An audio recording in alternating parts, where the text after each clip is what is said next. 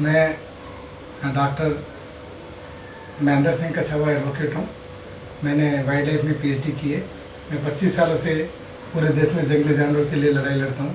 इसके domestic animal पे और जंगली जानवरों के ऊपर कोई भी अगर केस होता है तो मैं उसके अंदर जाके काम करता हूँ। मैंने अपने जीवन में 500 केसों में पैरवी की है अब तक, और जिसके अंदर प्रमुख केस संसार सन के हैं, सलमान खान के हैं, नवाब पटौदी के हैं।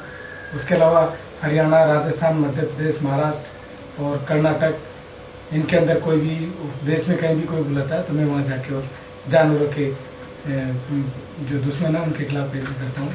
इसी क्रम में हमने एक केस किया Naresh Kadyan versus state of Rajasthan, जिसके अंदर हमने पोलो खेलने पे और जो एनिमल है, शेड्यूल फर्स्ट का एनिमल है, उसको काम में लेने के खिलाफ हमने एक PIL फाइल करी थी।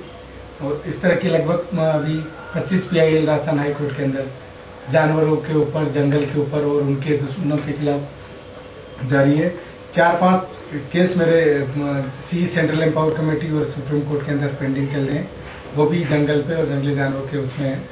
तो इस Naresh Kadyan versus state of Rajasthan and others में चीफ सेक्रेटरी को हमने पार्टी बनाया, DGP को पार्टी बनाया और PCCF को पार्टी बनाया। इस तरह इन लोगों को पार्टी बना के हमने ये कहा कि ये जो वन्यजीव संरक्षण अधिनियम 1972 है उसका सरासर उल्लंघन हो रहा है और ये जो हाथी चल रही है, अवैध चल रहे हैं। इसके ऊपर माननीय उच्च न्यायालय ने नोटिस जारी किए।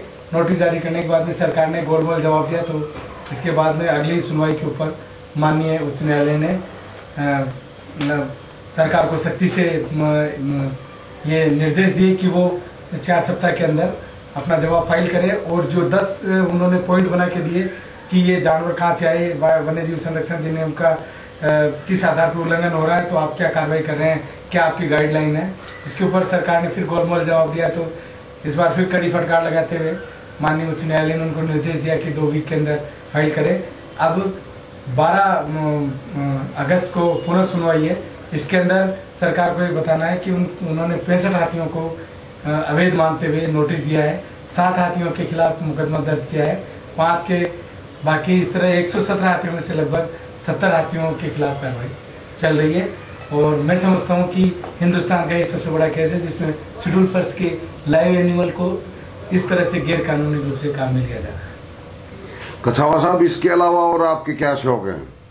इसके अलावा मेरे को जंगली जानवर और जानवरों के कोई भी शेल्टर अगर बनवाता है तो उसके लिए मदद करना, जानवरों की मदद करना, और खास जीवन का एकमात्र उद्देश्य ये है कि मैं अपना जीवन मैंने जानवरों को समर्पित किया हुआ है, तो जानवरों के लिए काम करना ये मेरा शौक। आपके राजस्थान में अभी हाथियों के ऊपर कोई एक नया प्रोजेक्ट शुरू होने वाला है, उसके बारे में कुछ जानते हैं आप? हाथी गांव करके एक प्रोजेक्ट बनाया जा रहा है, पर उसमें मेरा ये कहना है कि वो उसके अंदर जो वाइल्ड लाइफ प्रोटेक्शन एक्ट है उसका, और ये जो अपना animal prevention to animal cruelty 1960 के जो प्रोविजन है और जो रिलेटेड प्रोविजन है उनका कोई ध्यान नहीं दिया गया है, और केवल मात्र वाई लूटने के लिए उस विलेज जो हाथी विलेज है उसको बनाया जा रहा है। हम इसका विरोध करते हैं कि अगर आप बनाते हैं तो ढंग का शेल्टर बनाए और कानून की जो मंशा उसके हिसाब से बनाए, CZA के जो नॉर्म्स है उसके हिसाब से बनाए। ये उसमें और सरिस्का में एक नया अभी एक्सपेरिमेंट किया है गवर्नमेंट ने, एक शेर को छोड़ा, उसके गले में पट्टा है, उसके बारे में क्या कुछ कहना चाहेंगे आप? देखिए, शेर के गले में पट्टा, उसके बारे में मैं कहूँगा कि एक साइंटिफिक मेथड है और निश्चित रूप से GPS सिस्टम के लिए ये जरूरी था, पर इसमें जो सबसे बड़ी जो कमी रही और जो घालमेल रही वो ये रही कि इन्होंने इन ब्रीडिंग के लिए दोनों को टाइग्रेस को एक ही जगह से ले लिया जो एक ही फैमिली के हैं, जबकि हमको इंटर ब्रीडिंग कराने के लिए टाइगर हमको कान्हा से या और दूसरी जगह से लेना चाहिए था, और अगर रणथंभौर से टाइग्रेस ले रहे तो टाइगर दूसरी जगह लेना था, और अगर टाइग्रेस दूसरी जगह ले तो फिर रणथंभौर से लेना था। एक ही जगह से लेने से इनब्रीडिंग होगी और कभी अगर कोई ऐसा डिजास्टर आया डिजीज का तो ये वाइप आउट हो जाएंगे, जितने भी हमारे साफ हो जाएंगे।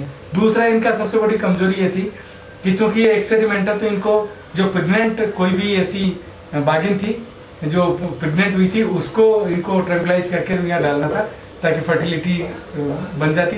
अभी अपॉर्चुनिटी बहुत इतनी रेयर है कि अभी 1 महीने के अंदर एक बार भी टाइगर और टाइग्रेस के इंटीमेसी आसपास के दिखाई नहीं दे रही। और जो गांव है वहाँ गांव अभी तक उठाए नहीं गए हैं रास्ते में, क्या दोबारा पोचिंग की संभावना नहीं है वहाँ पे?